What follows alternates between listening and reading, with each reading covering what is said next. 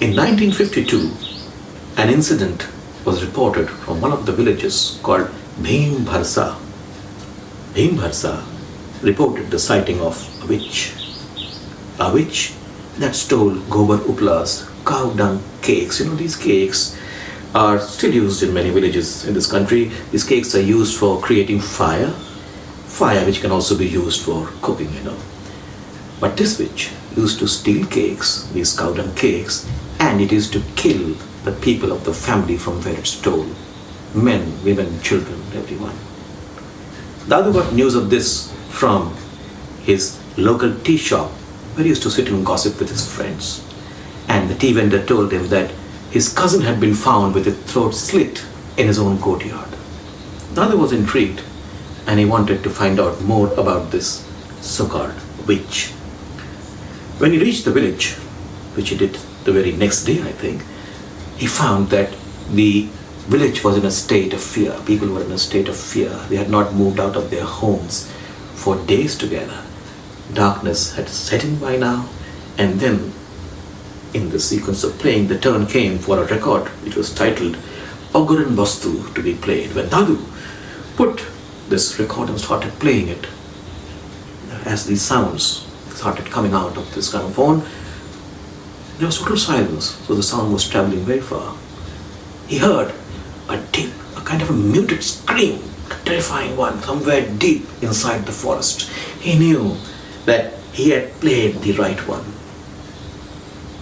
Dadu kept playing this album, this Ogaran Bastu, time and again, 3-4 times, and the screams, as he was playing them, the screams were coming closer and closer, louder and louder. 3 red eyes.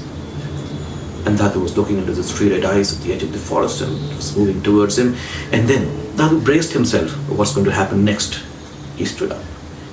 And clasped his hands behind his back, And at the same time, the witch jumped at him.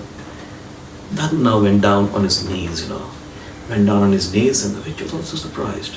In the meantime, Dadu had done something very quickly. He had removed the cloth from the cow dung cakes. And the witch was now crouching, ready for the next jump. Dadu was on the knees. As the witch went back to take the jump forward, it stepped on the cow dung cakes. Now I must tell you one thing now. Ogaran Bastu means, I come in peace, let us coexist. It seems that it was in a language which the witch had understood. The witch looked at the uplas, looked at Dadu. Dadu was also on his knees. Same level, 1-to-1, eye contact happening here.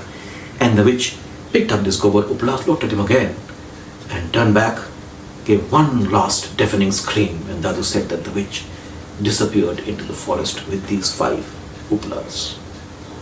There was pin-drop silence for some time. Dadu waited for some time, and then he picked up his gramophone, picked up the LPs. Next day, he gifted his gramophone to the villagers. He gifted his copy of Ogaran Bastu to the villagers, and he had a white marble, headstone placed at the same place, erected at the same place where the uplas had been taken by this witch. So what do you think happened to her, Dad? It's difficult to say, Dhruv. It's possible that the witch retreated somewhere deep into the, bosom of the forest. Or it's possible that the witch, or whatever it was, returned to where it came from. Wherever she's come from, I haven't heard of many 3-eyed humans, Dad. True. But I never said that she was a human, Dhruv. An alien then? Could be. After all, it was something that was trying to survive. The scaly skin.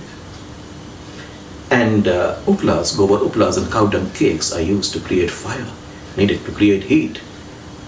If it was a possessed creature, I would say that a possessed creature doesn't need heat. Well, a creature that wants to survive, a lost creature, could need heat.